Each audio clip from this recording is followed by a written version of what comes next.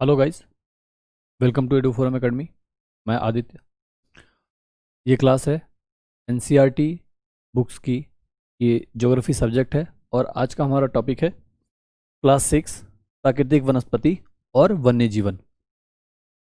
तो आप लोग याद करिए कि हमने क्लास 6 शुरू किया था, 6 के चैप्टर पढ़े थे, फिर 7 पे आए। तो अभी तक हमने जो बहुत अच्छे से समझा वो क्या समझा? पृथ्वी, जल, आकाश और वायु।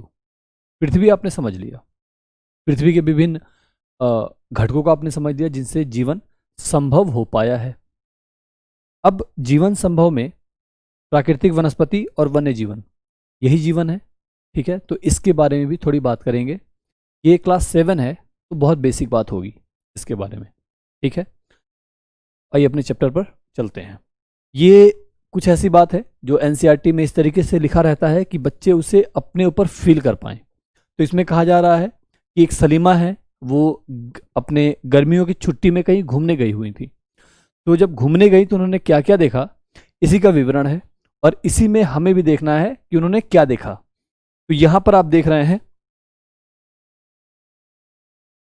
गिरिपाद में स्थित साल और सागवान के घने वन धीरे धीरे खत्म हो रहे हैं, अदृश्य हो रहे हैं। ठीक है, और पर्वत की ढलानों पर पतली नुकीली पत्तियां और शंक्वाकार वितान लंबे वृक्ष दिखने लगे हैं। मतलब मैदानी एरिया से जब आप पहाड़ी एरिया पर जा रहे हैं तो आपको वनस्पतियों में अंतर दिखाई दे रहा है। ठीक है, अब वनस्पतियां कैसी मिल रही हैं हमें? जैसे जैसे हम पर्वत पर जा रहे हैं, सागवान के घने वृक्ष धीरे धीरे अदृश्य हो गए। यानी कि सागवान के वृक्ष पर्वतों के नीचे, इसका मतलब कि मैदानों में पाए जाते हैं। अब पर्वतों पे क्या पाए जाते हैं? तो नुकीली पत्तियों वाले वृक्ष, शंक्वाकार वितान वाले लंबे वृक्ष दिखते हैं। इससे पता चला कि ये शंकुधारी वृक्ष हैं। अब शंकुधारी का मतलब, शंकु माने क्या होता है? इस चीज के किसी चीज को हम शंकु कहते हैं। ठीक है, तो अब ये पेड़ शंकुधारी होंगे। वो पेड़ कैसे होंगे अभी हम देखेंगे। फिलहाल आप ये समझिए कि पर्वतों पर या जब ऊंचाई पर आप जाते हैं तो वहां पर आपको शंक्वाकार वृक्ष दिखते हैं। ये वृक्ष किससे अलग है? मैदानी वृक्ष से। कैसे अलग होंगे ये भी हम थोड़ी देर में समझेंगे। ठीक है ना। इसके बाद रोहतांग दर्रे तक के रास्ते में उसने देखा कि भूमि पर छोटे छोटे घास और कुछ स्थानों पर बर्फ से ढकी हुई है। अब जहां बर्फ दिख रहा है वहां पे वो शंक्वाकार वृक्ष भी खत्म हो गए। वहां क्या है? वहां है छोटी छोटी घास, यहां पर लाइकेन उगते हैं। ठीक है, तो ये बर्फ से ढकने वाला एरिया है। अब आप एक चीज समझ पा रहे होंगे कि मैदानी क्षेत्रों में आर्द्रता होती है, बारिश होता है, सूरज की सीधी किरणें आती हैं, टेम्परेचर होता है, तो पत्तियां बड़ी हो जाती हैं। क्यों? पानी ज्यादा मिला और भोजन यानी प्रकाश संश्लेषण से वो भोजन बनाते हैं। प्रकाश संश्लेषण प्रकाश ही से होता है। इसके कारण वो पत्तियां चौड़ी हो जाती हैं। अब आप ऊंचाई पर जब गए तो वहां पर पानी की कमी हो गई, टेम्परेचर की भी कमी हो गई, तो वहां पर प्रकाश संश्लेषण बहुत बड़ी मात्रा में नहीं हो रहा है, तो पत्तियां छोटी हो जाएंगी क्योंकि पत्तियों के सहारे ही प्रकाश संश्लेषण की क्रिया होती है। मतलब आप ये समझिए कि पत्तियां उनके लिए एक तरीके से खाना बनाने का काम करती हैं। जब खाना कम मिल रहा है तो जो खाने बनाने का सिस्टम है वो भी छोटा हो गया, तो वहां पर मुलायम वृक्ष मिलेंगे, पत्तियां नहीं होंगी, लगभग झाड़ियों की तरीके होंगी, लेकिन झाड़ियां अलग हैं, वो रेगिस्तानी जगहों पर पाई जाएंगी। यहां ऐसी चीजें मिलेंगी जिसमें पत्तियां नहीं है, तो छोटी झाड़ियां, लाइकेन टाइप की चीजें मिलेंगी। ठीक है, अब इन बातों को जब आगे भी उसने बताया कि वनस्पति की वृद्धि तापमान और नमी पर निर्भर करती है। यही बात मैंने आपको समझाई, इसकी वृद्धि तापमान और नमी पर निर्भर करती है। इसके अलावा ढाल और मिट्टी की परत की मोटाई जैसे कारकों पर भी ये निर्भर करती है। ठीक है, तो इन घटकों में अंतर के कारण किसी स्थान की प्राकृतिक वनस्पति की सघनता और प्रकारता, मतलब डेंसिटी और किस टाइप के पेड़ हैं, इसमें भी डिफरेंस आ जाएगा। ठीक है ना।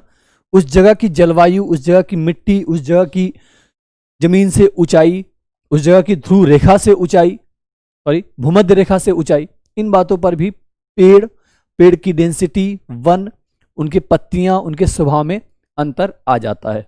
ठीक है, अब इस तरीके से हम जो बात कर रहे हैं मेनली किसके बारे में बात कर रहे हैं, तो हम वनस्पतियों के बारे में बात करते हैं। अब वनस्पतियां बेसिकली एक तो वनों में पाई जाएंगी, ठीक है। अब वन कितने तरीके के होंगे, उष्ण कटिबंधीय वन, उष्ण कटिबंधीय पर्णपाती वन, शीतोष्ण सदाबहार वन, शीतोष्ण पर्णपाती वन और भूमध्य सागरीय वनस्पति, इसके बाद शंकुधारी।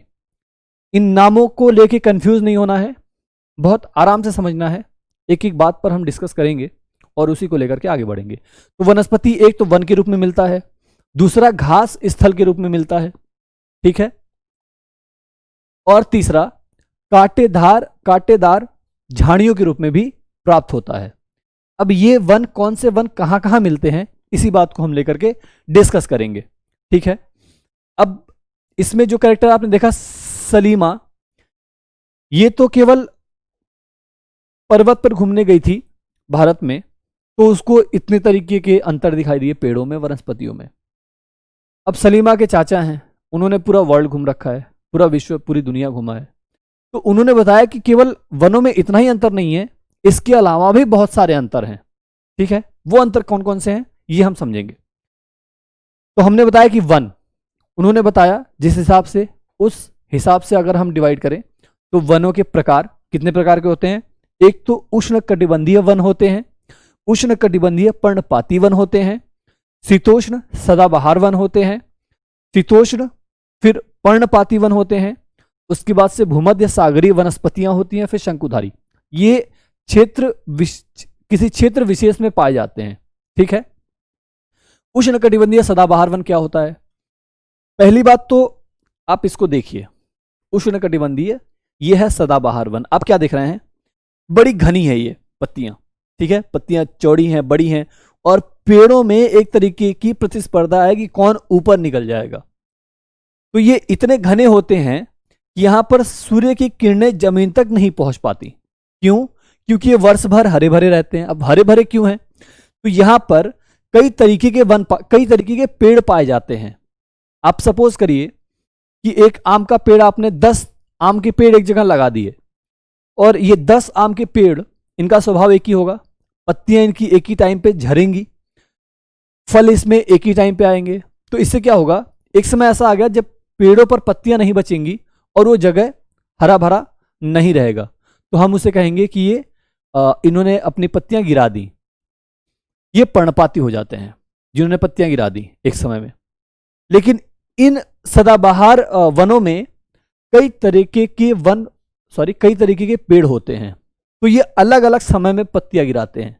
तो कुछ न कुछ पत्तियां बची रह जाती हैं जो सूरज की किरणें आने से पृथ्वी पर रोकती हैं। तो ये हमेशा सदाबहार रहती हैं, हमेशा हरी भरी रहती हैं, इसलिए हम इसे कहते हैं उष्ण कटिबंधीय सदाबहार वन।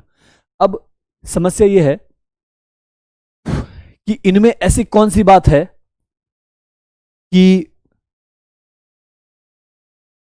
ये इतने मतलब विविध तरीके के हैं, अलग अलग तरीके के पेड़ हैं, इनकी पत्तियां बड़ी क्यों हैं, ये इतने ऊंचे कैसे जा रहे हैं। तो आपने भूगोल में एक चीज देखा था, ताप कटिबंधों को, ताप कटिबंधों के बारे में हमने पढ़ा था। भूमध्य रेखा से 23.5 डिग्री ऊपर यानी कर्क रेखा तक, और भूमध्य रेखा से 23.5 डिग्री नीचे यानी मकर रेखा तक, ये उष्ण ताप कटिबंध हैं। जब ये उष्ण ताप कटिबंध हो गए तो यहां पर टेम्परेचर ज्यादा होता है, साथ में यहां पर हवाओं में नमी ज्यादा होती है, यानी आर्द्रता ज्यादा होती है। आर्द्रता ज्यादा होने की वजह से यहां वायुमंडल में बादल बहुत तेजी से बनते हैं। बादल बहुत तेजी से बनने के कारण यहां पर बारिश होता है, और नियम से पर डे बारिश होता है, ठीक है। पहले धूप पड़ेगा, फिर टेम्परेचर में नमी आएगी, वो कल का क्लास याद करिए, हमने कहा था कि जब उस पर गर्म करेंगे तो ये वाष्पीकृत हो जाएगा, वेपराइज्ड हो जाएगा, वेपराइज्ड होकर के वायुमंडल में जाएगा, वहां से बारिश होगी। तो यहां पर डे बारिश होता है। बारिश होने के बाद ये जगह नमी से बनी रहती है। इसी नमी के कारण ये पौधे हरे भरे रहते हैं, इनकी पत्तियां बड़ी हो जाती हैं, और इनमें एक प्रतिस्पर्धा होती है कि कौन ज्यादा ऊपर तक जाएगा, जिससे कि उन्हें सूर्य की किरणें मिल सके और फोटोसिंथेसिस क्रिया हो सके, यानी प्रकाश संश्लेषण हो सके, ठीक है। तो इसलिए ये उष्णकटिबंधीय सदाबहार वन होते हैं, यानी 0 डिग्री के 10 डिग्री ऊपर तक और 10 डिग्री नीचे तक पाए जाते हैं। ठीक है, 0 डिग्री यानी भूमध्य रेखा।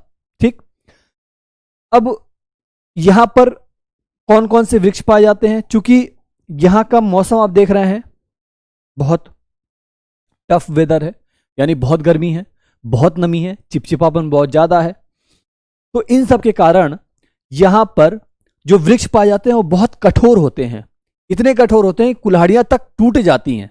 ठीक है, तो वो वृक्ष कौन से होते हैं? उनमें रोजवुड होते हैं, आबनूस होता है, महोगनी होते हैं, और इस तरीके के कठोर तने वाले वृक्ष यहां पर पाए जाते हैं। ठीक है, तो ये आपका हो गया उष्णकटिबंधीय सदाबहार वन। अब ये बात है कि उष्णकटिबंधीय सदाबहार वन कहां पाए जाते हैं? तो 0 डिग्री आप याद करिए, अगर मैं आपको मैप इंडिया का दिखाने के, वर्ल्ड का दिखाने की कोशिश करूं, तो हम एक अपने क्लास में आते हैं पिछले वाले में, वर्ल्ड का मैप अगर कहीं दिख जाए तो हमें, कल की क्लास में हमने एक वर्ल्ड मैप देखा था ना,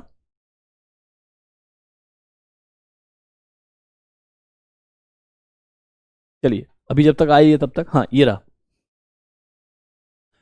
अब आप इसे देख रहे हैं, ये है 0 डिग्री इक्वेटर, और हमने कहा कि उष्णकटिबंधीय वन इसके 10 डिग्री ऊपर और 10 डिग्री नीचे, क्योंकि ये उष्ण ताप कटिबंध में आता है, यानी यहां पर सूर्य की किरणें सीधी लंबवत पड़ती हैं और गर्मी बहुत ज्यादा होता है, इसे उष्ण बोलते हैं, उष्ण यानी गर्म जलवायु। ठीक है, तो 10 डिग्री ऊपर और 10 डिग्री नीचे।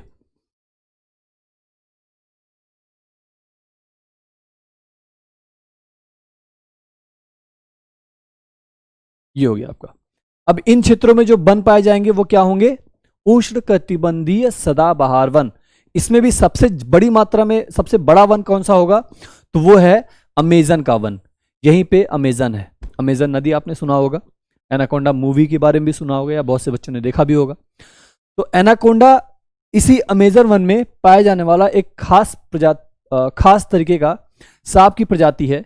ये बहुत बड़े होते हैं, ये इतने बड़े होते हैं कि मगरमच्छ को भी मार के खा जाएं। ठीक है, अब यहां पर क्या मिलेंगे? उष्णकटिबंधीय सदाबहार वन। ये बहुत कठोर लकड़ी के होते हैं, और ये अब यहां पर ये इतने बड़े वन हैं, तो हमने पेड़ों की एक और विशेषता के बारे में कल बात किया था, कल या परसों अपने इसके पहले वाले क्लास में, कि पेड़ क्या करते हैं? हम ऑक्सीजन लेते हैं और कार्बन डाइऑक्साइड छोड़ते हैं। ठीक यही चीज पेड़ भी करते हैं कि वो कार्बन डाइऑक्साइड लेते हैं और ऑक्सीजन छोड़ते हैं। तो एक तरीके से इसे पृथ्वी का फेफड़ा कहते हैं, क्योंकि फेफड़े के हिसाब से तो आप सांस लेते हैं, तो ये सांस लेते हैं। जब ये सांस लेते हैं तो ये ऑक्सीजन छोड़ते हैं, और ये ऑक्सीजन हमारे लिए बहुत इंपॉर्टेंट होते हैं, ये पृथ्वी के लिए बहुत इंपॉर्टेंट होते हैं। तो इसे क्या कहेंगे हम? इसे कहते हैं पृथ्वी का फेफड़ा। किसको? अमेजन के वन को, क्योंकि ये बहुत घने हैं। इसमें अमेजन नदी बहती है, यहाँ पे विभिन्न तरीके के जानवर पाए जाते हैं, और इन क्षेत्रों में भी इसी तरीके के वन पाए जाते हैं। ठीक है, ये आपका उष्णकटिबंधीय सदाबहार वन हो गया। ओके,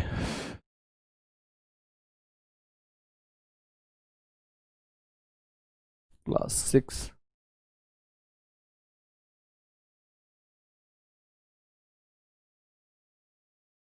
चलिए, इसके बारे में तो आगे भी क्लास में आपको पढ़ना पड़ेगा। यहां पर थोड़ी मोटी मोटी, छोटी छोटी मगर मोटी बातें देख लेते हैं। ठीक है, ये कौन सा चैप्टर? ये 7वां चैप्टर है, इसका काम कल होगा।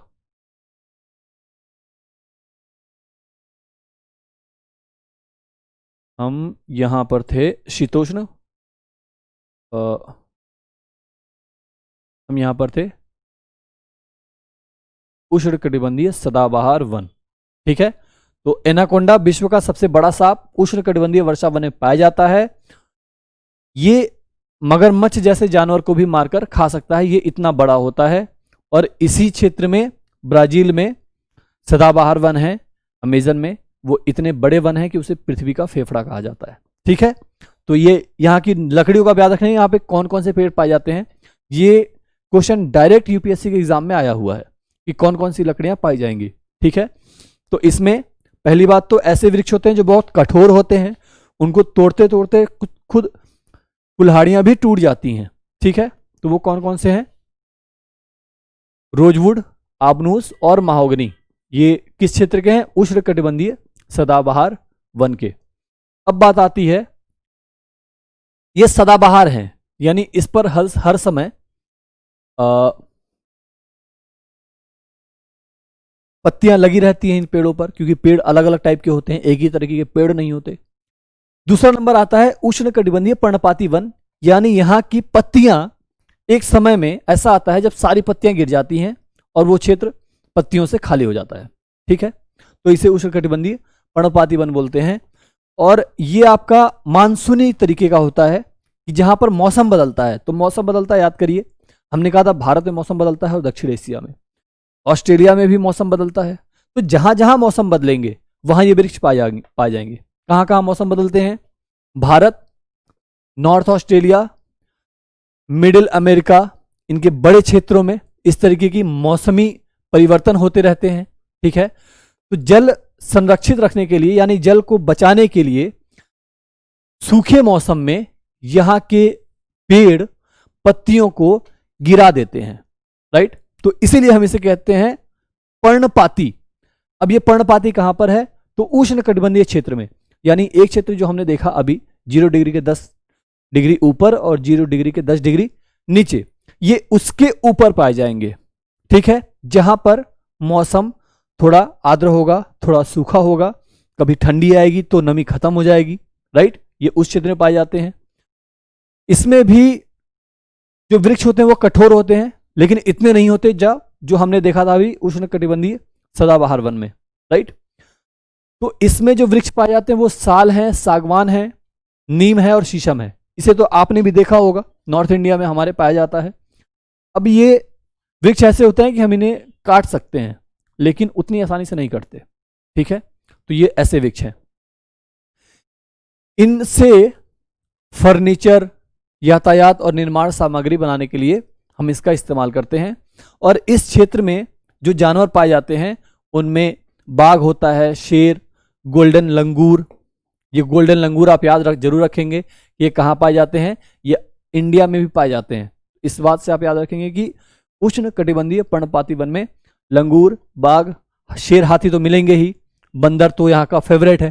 ठीक है ना, चलिए, तो ये आपका हो गया उष्णकटिबंधीय पर्णपाती वन। ये इस तरीके का होता है, ये आप देख रहे हैं, खाली होता है काफी एरिया और नीचे कुछ झाड़ियां भी इसके होती हैं। ठीक है, इसके बाद आता है शीतोष्ण। ये है गोल्डन लंगूर, जो भी हमने देखा, ये पर्णपाती वनों का एक विशेष तरीके का जानवर है। ठीक है, ये अपने भारत में भी पाया जाता है। इसके अलावा शीतोष्ण सदाबहार वन, अभी हमने देखा उष्णकटिबंधीय, इसमें 2 तरीके के, एक सदाबहार, एक पर्णपाती। अब थोड़ा और ऊपर आएंगे, इसको यहां से समझिए। ये रहा आपके सामने मैप को हमने, ये ग्लोब है, 0 डिग्री पे बहुत गर्मी होती है, तो हम 0 से 10 डिग्री ऊपर गए, 10 डिग्री नीचे गए, तो हमें मिला क्या? उष्णकटिबंधीय। अब कर्क रेखा के ऊपर जाएंगे और मकर रेखा के नीचे जाएंगे तो हमें क्या, यहाँ का टेम्परेचर क्या मिलेगा? यहाँ तिरछी किरणें पड़ती हैं। तिरछी किरणें पड़ने के कारण ये थोड़ा शीत वाला क्षेत्र हो जाता है, यानी ठंडा क्षेत्र हो जाता है। जब ठंडा हो जाता है तो हम इसे कहते हैं शीतोष्ण एरिया, यानी उष्णता, शीत के साथ साथ थोड़ी उष्णता है, यानी थोड़ी गर्मी भी अभी है। ठीक, कहां तक गए हम? कर्क रेखा के आसपास और नीचे मकर रेखा के आसपास, इनके ऊपर, नीचे नहीं। ठीक है, तो शीतोष्ण सदाबहार वन में ये वन मध्यम अक्षांश के तटीय प्रदेशों में मिलते हैं। मध्यम अक्षांश में भी तटीय प्रदेशों, क्योंकि वहां की वायु थोड़ी नम होती है, वहां पे बारिश ठीक ठाक मिल जाता है। ठीक है, तो इसलिए तटीय प्रदेशों में स्थित होते हैं। ये बेसिकली महाद्वीपों के पूर्वी किनारे पर, पूर्वी किनारे इसीलिए क्योंकि जो बारिश होता है महाद्वीपों पर वो ज्यादातर पूर्वी किनारे पर ही होता है। ठीक, पश्चिमी किनारे पर अक्सर आप देखेंगे रेगिस्तान पाया जाता है। वो हम अगली बार समझेंगे नेक्स्ट क्लास में, कि जब नमी लेकर के हवा चलती है बादल बनता है। तो चलने क्रम में जितना बड़ा आपका स्थल है, तो जो पहले स्थल पड़ता है वहाँ ज़्यादा बारिश होती है, फिर धीरे धीरे उनमें नमी की मात्रा घटती जाती है और पश्चिम स्थल पर जाते जाते उनमें बारिश बिल्कुल खत्म हो जाती है। तो पश्चिमी क्षेत्र पर बारिश नहीं हो पाती, इसलिए हमारे भारत के पश्चिमी क्षेत्र पर रेगिस्तान है, जिसे थार मरुस्थल बोलते हैं। ठीक है, इसी तरीके से अन्य देशों में, महाद्वीपों में भी जो रेगिस्तान है वो पश्चिमी छोर पे हैं। और अच्छे समझेंगे अगले क्लास में, फिलहाल हमें कंसंट्रेट करना है वनस्पति पर।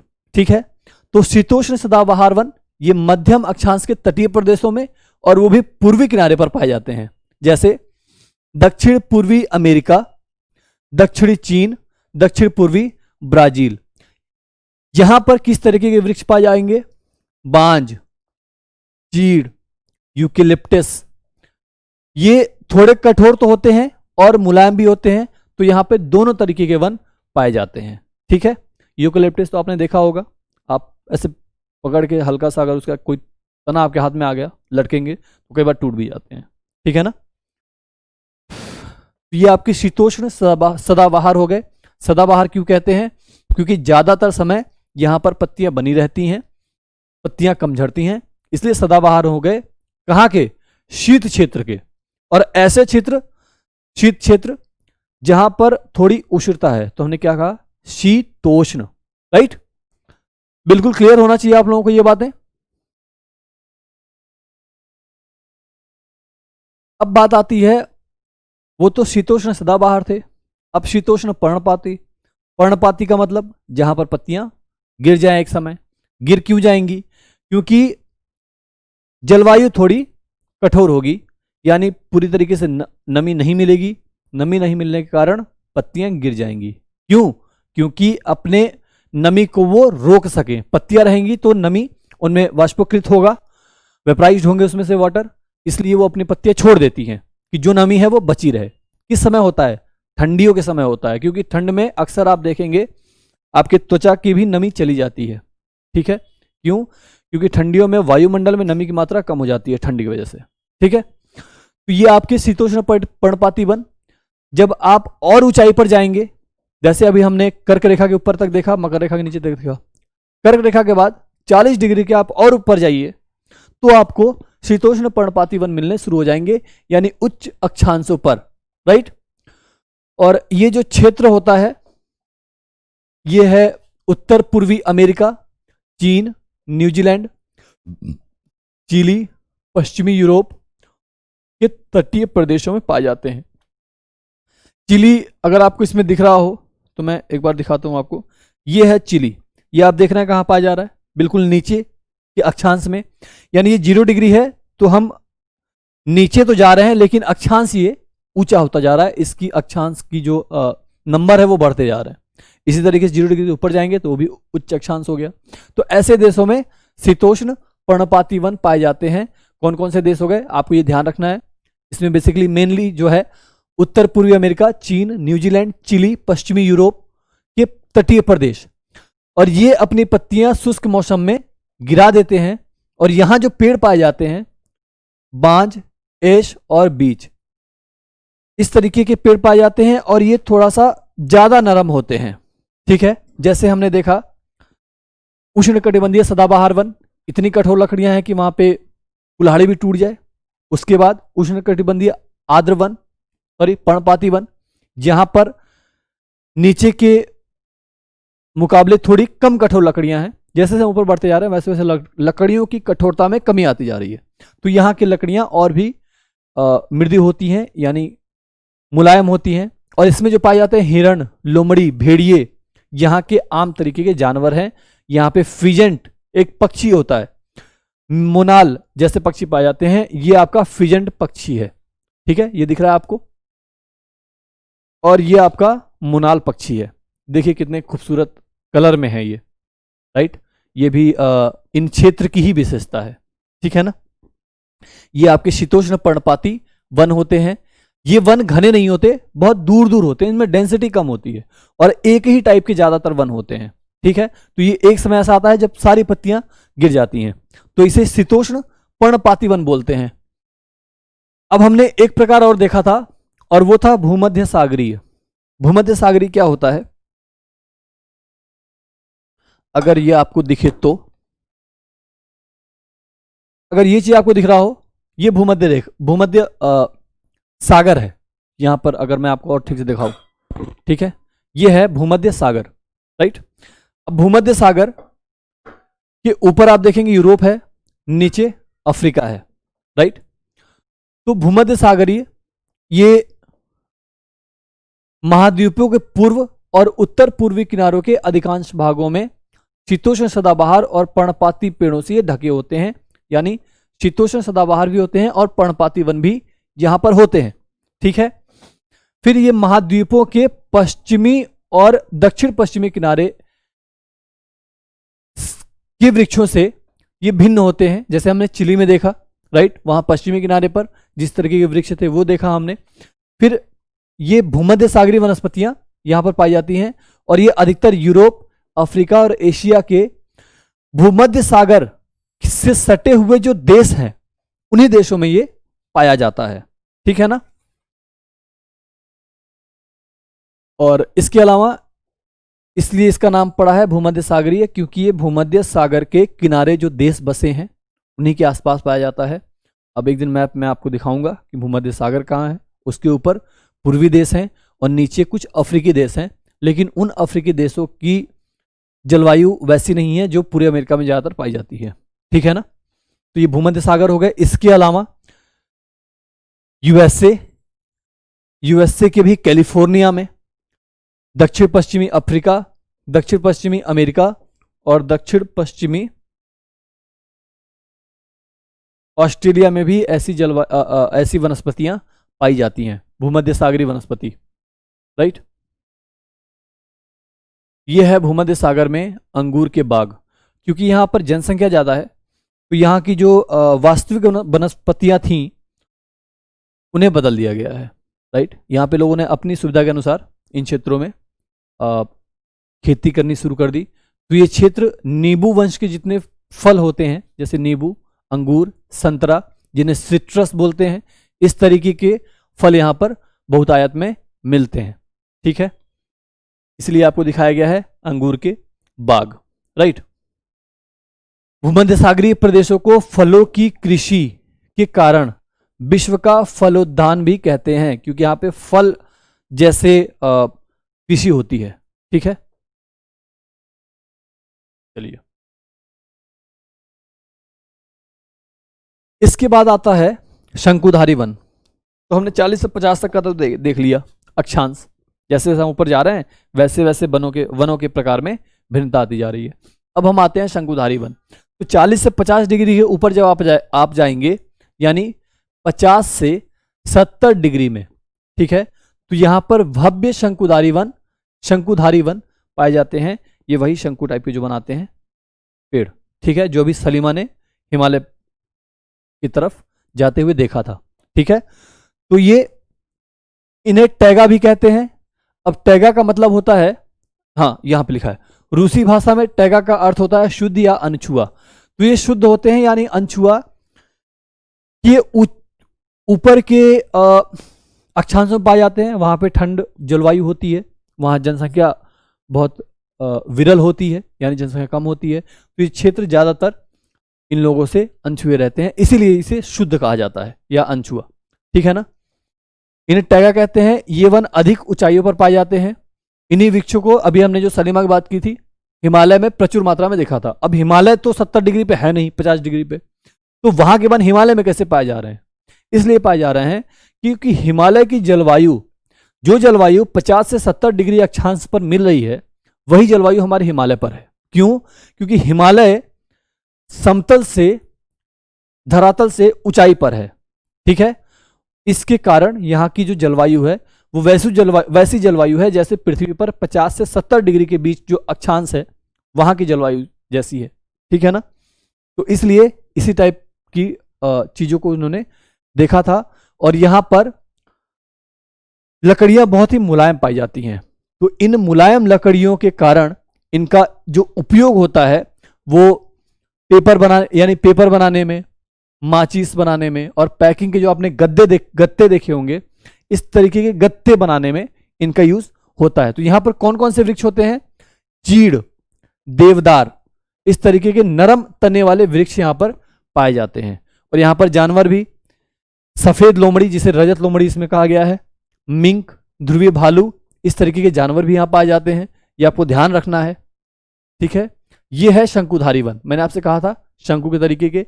और शंकुधारी वनों पर ये इस पर बर्फ जम गए हैं सर्दियों के दिनों में, इसीलिए इनकी पत्तियां केवल इतनी ही बराबर होती हैं कि वो काम चला सके, उनकी ज्यादा से ज्यादा नमी उनके अंदर बनी रहे, ठीक है ना। इसलिए ये शंकुधारी टाइप के होते हैं। अब वनस्पतियों में हमने देख लिया वनों को, राइट।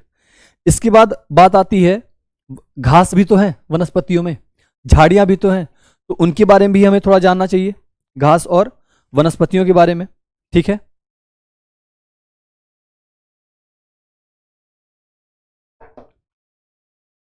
तो जिस तरीके का वर्गीकरण वनों में है, उसी तरीके का वर्गीकरण आपके घास स्थलों में भी है, राइट। जैसे उष्णकटिबंधीय घास स्थल, आप ये देखिए, ये है उष्णकटिबंधीय घास स्थल। यहां से हमें ज्यादा कुछ तो नहीं पता चल रहा है, लेकिन एक बात जो क्लियर दिख रही है कि ये घास बड़े पीले पीले हैं, यानी कि सूखे हुए हैं, राइट। और एक बात जो नहीं दिख रही है वो मैं बताता हूं कि ये 4 से 5 मीटर तक बड़े हो जाते हैं। तो 4 से 5 मीटर काफी बड़ी हाइट हो जाती है। ये इतने बड़े हो जाते हैं ये घास कि इसके अंदर जानवर छिपके बैठे रहते हैं, ठीक है। जैसे शेर हो गया, जिराफ हो गया, हाथी हो गया, ये इनके अंदर बैठे रहते हैं और पता नहीं चलता, ये इतने ऊंचे हो जाते हैं, ठीक है ना। चलिए अब इसको थोड़ा सा और देखते हैं। तो उष्णकटिबंधीय घास स्थल भूमध्य रेखा के किसी भी तरफ उग सकते हैं। भूमध्य रेखा यानी 0 डिग्री यानी इक्वेटर, जहां पर सबसे ज्यादा गर्मी पाई जा रही है। इसके 10 डिग्री ऊपर और 10 डिग्री नीचे, जहां हमने सदाबहार वृक्ष देखे थे, उसी के थोड़ा सा ऊपर जहां पर नमी कम है, राइट, और उसी के थोड़ा सा और नीचे जहां पर भी नमी कम होगी और गर्मी ज्यादा होगी, वहां पर ये उष्णकटिबंधीय सदाबहार वन मिलेंगे। तो ये वन भूमध्य रेखा के किसी भी तरफ उग सकते हैं और भूमध्य रेखा के दोनों ओर उष्णकटिबंधीय क्षेत्र तक फैले रहते हैं, यानी कर्क रेखा तक, वही तो उष्णकटिबंधीय क्षेत्र है, और नीचे मकर रेखा तक।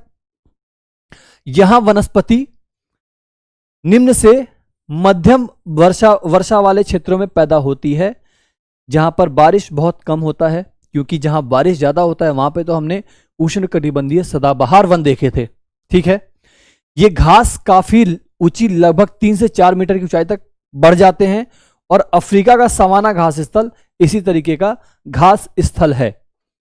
और इसमें भी उष्णकटिबंधीय घास में एक तो आपने सवाना देख लिया, ये पूर्वी अफ्रीका में ज्यादातर पाया जाता है। इसके अलावा ब्राजील में भी इसी तरीके घास पाया जाता है, क्योंकि वो भी तो उष्ण ताप कटिबंध में आता है, राइट। तो जहां पर उष्णकटिबंधीय सदाबहार वन है, उसके ऊपर जहां बारिश कम होगा, जहां नमी कम मिलेगी, वहां पर इस तरीके के घास पाए जाएंगे, लेकिन नाम में अंतर होगा। तो ब्राजील में जो घास पाए जाते हैं उन्हें हम कहते हैं कंपोस, राइट।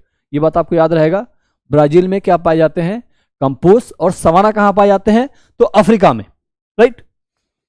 इसके बाद एक और घास होता है, ये होता है लानोस। लानोस एक जगह है वेनेजुएला, ये भी दक्षिण अमेरिका का पार्ट है, राइट। तो दक्षिण अमेरिका में भी वैसी ही चीज, जो सवाना में जैसी जलवायु है, उसी जलवायु में ये घास उगते हैं, लेकिन वहां इनका नाम क्या है? लानोस। तो ये 3 तरीके के घास स्थल हो गए उष्ण कटिबंधीय घास स्थल के। कौन कौन से? सवाना अफ्रीका में, कंपोस ब्राजील में, और लानोस वेनेजुएला में। याद रहेगा बच्चों? चलिए, तो यहां पर सामान्य रूप से जो जानवर पाए जाते हैं, मैंने अभी आपको बताया, हाथी, जेब्रा, जिराफ, हिरण, तेंदुआ, इस तरीके के जानवर पाए जाते हैं जो इन्हीं घासों में छुप करके बैठे रहते हैं, ठीक है ना। ये आपको देख करके याद रहना चाहिए, ठीक है। अब बात आता है, ये तो उष्ण कटिबंधीय मतलब ऐसा क्षेत्र जहां पर बहुत गर्मी है, नमी कम है, पीले पीले झाड़ों को देखे, और ये बड़े मजबूत भी होते हैं, ठीक है ना। इसके बाद आता है शीतोष्ण, थोड़ा ऊपर जाइए, ऊपरी अक्षांश पर। यानी कर्क रेखा के ऊपर और नीचे मकर रेखा के ऊपर, तो वहां पर आपको मिलेंगे ऐसा क्षेत्र जो शीत है, राइट, और शीत के साथ में इसमें उष्णता भी है, तो इसे हमने क्या कहा, शीतोष्ण का क्या, घास स्थल। अब ये मध्यम अक्षांशीय क्षेत्रों और महाद्वीपों के भीतरी भागों में पाए जाते हैं, राइट। यहां की घास आमतौर पर छोटी होती है और बड़ी पौष्टिक होती है, इसलिए यहां पर ज्यादातर पशुपालन होता है, ठीक है। यहां की घास खाकर जानवर बड़े तगड़े हो जाते हैं और बड़े पौष्टिक उनको आहार मिल जाता है, ठीक है। तो इस बात से आप याद रखेंगे शीतोष्ण घास स्थल के मैदान को। अब शीतोष्ण घास स्थल प्रदेशों में सामान्यतः जंगली भैंस जो घास खाएगा, बाइसन, एंटीलोप, इस तरीके के जानवर पाए जाते हैं, ठीक है ना। यह आपका शीतोष्ण कटिबंधीय घास स्थल हो गया। मैं कुछ जानवर दिखाने की अभी कोशिश कर रहा हूं, वो जानवर इसमें नहीं है, ठीक है। अब जैसे उष्ण कटिबंधीय घास को हमने देखा, सवाना, कंपोज और लानोस ब्राजील वेनेजुएला में पाया जाता है। इसी तरीके से शीतोष्ण कटिबंधीय घास के मैदान भी अलग अलग क्षेत्रों में अलग अलग नाम से जाने जाते हैं, राइट। इसमें पंपास, स्टेपी, वेल्ड, प्रेरी और डान, इन तरीके के विभिन्न नाम दिए गए हैं अलग अलग क्षेत्रों में। कहां पे क्या नाम दिए गए हैं इसको जरा समझिए, इसको हम यहां समझते हैं।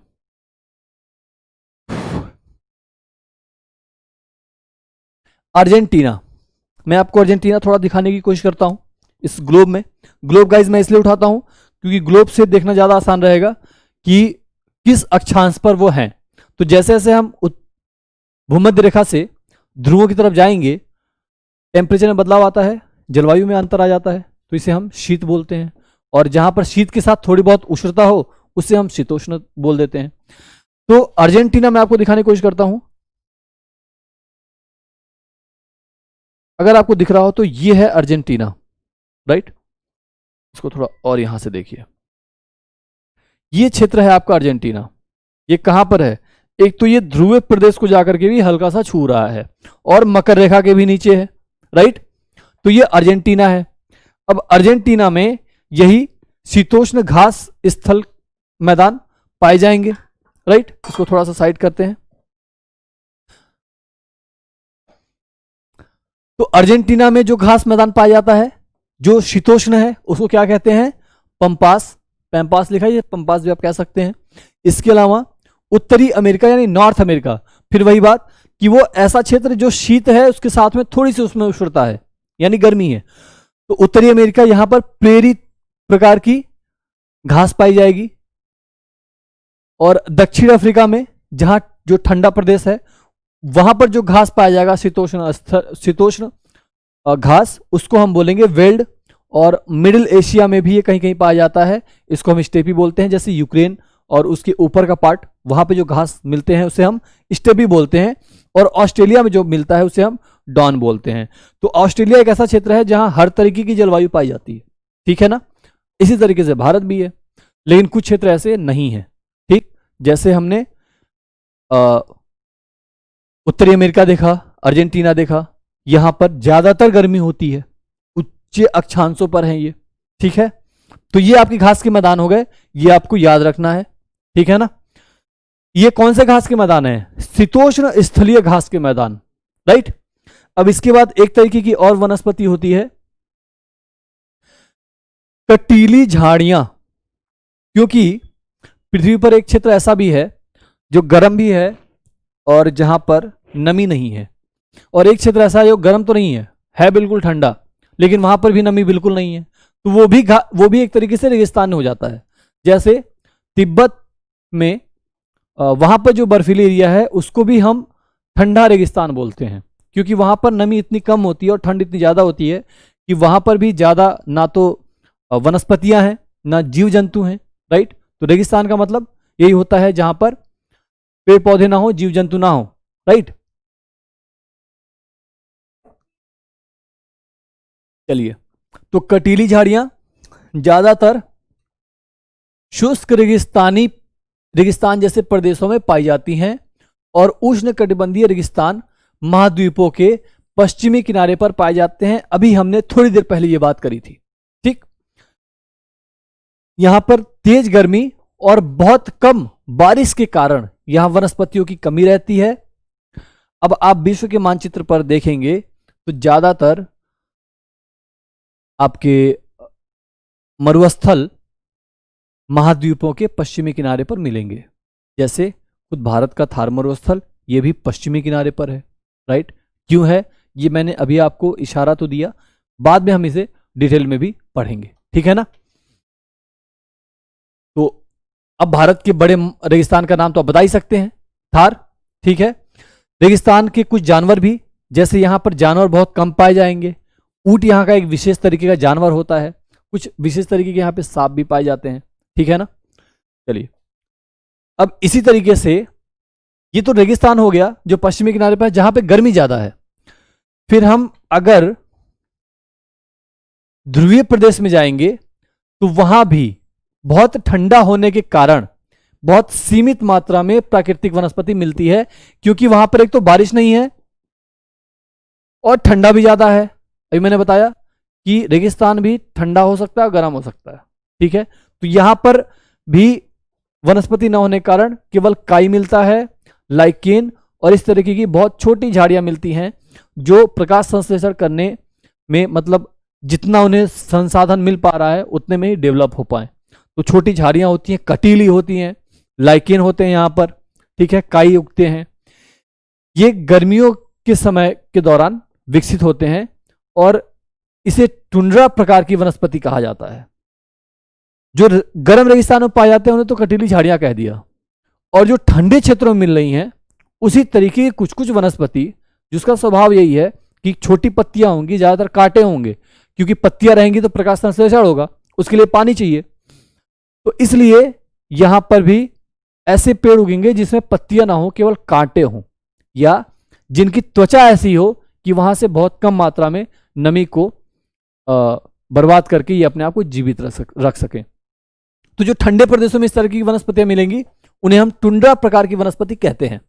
ठीक है, ये वनस्पति यूरोप, एशिया और उत्तरी अमेरिका के ध्रुवीय प्रदेशों में पाई जाती हैं। एशिया में भी कुछ ध्रुवीय प्रदेश हैं, जैसे आप भारत में ही हिमालय के जब उच्चतम ऊंचाई पर जाएंगे तो वहां की भी जलवायु वैसी है जैसी 70 डिग्री अक्षांश की जलवायु है। ठीक है, तो यहां के जानवरों के शरीर पर मोटा फर होता है और मोटी चमड़ी होती है ताकि ये ठंडी से खुद को बचाए रख सकें। यहां के कुछ जानवर हैं जैसे सील, वालरस, कस्तूरी बैल, ध्रुवीय उल्लू, ध्रुवीय भालू और बर्फीली लोमड़ी। थोड़ा इन जानवरों को भी देखने की कोशिश करते हैं। ये आपका वालरस हो गया, इनकी चमड़ी बहुत मोटी है। राइट, ये आप ध्रुवीय भालू देख रहे हैं, इसके कितने फर हैं। राइट, ये सील है। तो इस तरीके के यहां पे जानवर पाए जाते हैं। राइट, अब ये आपकी वनस्पति है। वनस्पतियों में हमने विविधता को देखा और वनस्पतियों में वन देखा, घास स्थल देखे। अब इस क्लास को आपको थोड़ा सा एक दो बार देख करके जो मोटी मोटी चीजें मैंने पॉइंट करी हैं उनको आप याद रखना है, क्योंकि अक्सर कॉम्पिटिटिव एग्जाम्स में भी यही से सवाल आते हैं क्लास 7 से। कुछ समय बाद हम लोग कॉम्पिटिटिव एग्जाम्स के कुछ क्वेश्चन को लेकर के यहाँ पे डिस्कस करेंगे, उसका आंसर हम इन्हीं एनसीईआरटी से ही निकालेंगे। ठीक है ना। तो ये छोटे बच्चों के लिए तो इंपॉर्टेंट है ही, साथ में कॉम्पिटिटिव एग्जाम्स के लिए भी। तो आप सब लोग ध्यान से पढ़ें चीज़ों को। जो कहीं कुछ प्रॉब्लम आए तो आपके स्क्रीन के नीचे नंबर स्क्रॉल हो रहा है, इसमें मेरा व्हाट्सएप नंबर भी है, आप मुझे डायरेक्ट पूछ सकते हैं, अपना आंसर लेकर के मुझे सेंड भी कर सकते हैं। ठीक है गाइस, चलिए अब कुछ क्वेश्चन आंसर भी।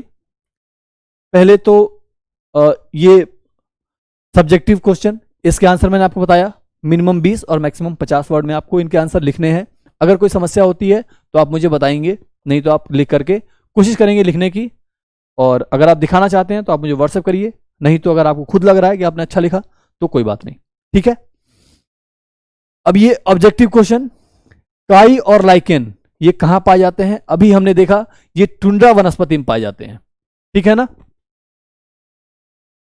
अब बाकी तो ऑप्शन नहीं मिल रहा। रेगिस्तान में कटीली झाड़ियां पाई जाती हैं, उष्णकटिबंधीय सदाबहार वन में बड़े बड़े वृक्ष पाए जाते हैं।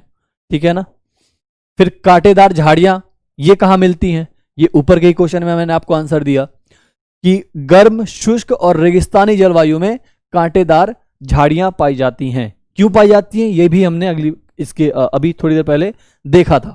ठीक है, इसके बाद उष्णकटिबंधीय सदाबहार वन का एक सामान्य जानवर कौन सा है? तो हमने देखा था उष्णकटिबंधीय सदाबहार वन में बंदर। अगर आपको बंदर ना याद हो तो ऊंट तो आपको याद ही रहेगा कि ये रेगिस्तान में पाया जाता है। जिराफ आपको याद रहेगा सवाना के घास स्थलों में पाया जाता है, राइट। तो यहां पर बंदर, इनके लिए बड़े बड़े पेड़ चाहिए, डालियां चाहिए, कूद से एक जगह से कूद के दूसरी जगह जा सके। तो इस तरीके से भी आपको आंसर निकालने आना चाहिए। शंकुधारी वन की एक महत्वपूर्ण प्रजाति वृक्ष कौन सी है? शंकुधारी। सागवान हमने देखा था ये पर्णपाती वनों के हिस्सा है। रोजवुड हमने देखा था ये आर्द्र सदाबहार वन के हिस्सा है। चीड़ इसमें से शंकुधारी प्रकार का वन में पाया जाता है। ठीक है, चलिए आज का क्लास इतना ही। अब मिलेंगे हम अपने नेक्स्ट क्लास में। Thank you very much.